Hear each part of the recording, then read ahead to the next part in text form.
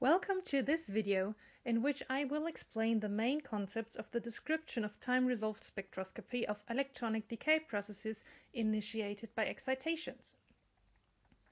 For details of the derivation, please contact me directly, or you are also very welcome to read the corresponding papers. In the most simple case, we initiate our electronic decay process with a laser pulse characterized by the mean photon energy omega.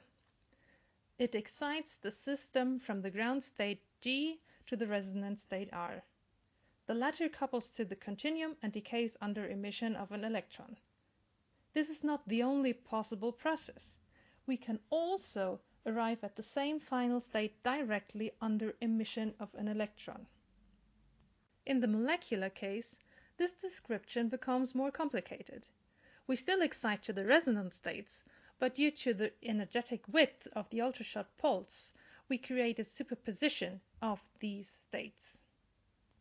All these states then decay to one or multiple final states under emission of an electron. And we can also have multiple direct pathways.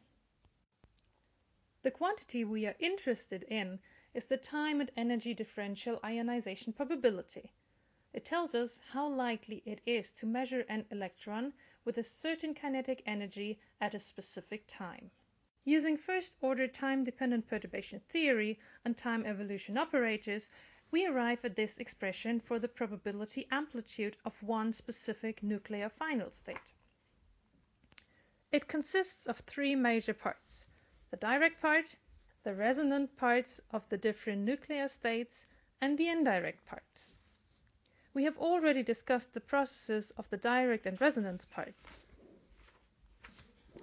The indirect part describes an excitation to the continuum functions, which then couple back to the resonant states. These again evolve in time until they finally decay under emission of an electron. The absolute square of this amplitude, and thereby also the interference of all these terms, yields the spectrum for one single final state. The full spectrum is then obtained by the sum of the spectra for all final states.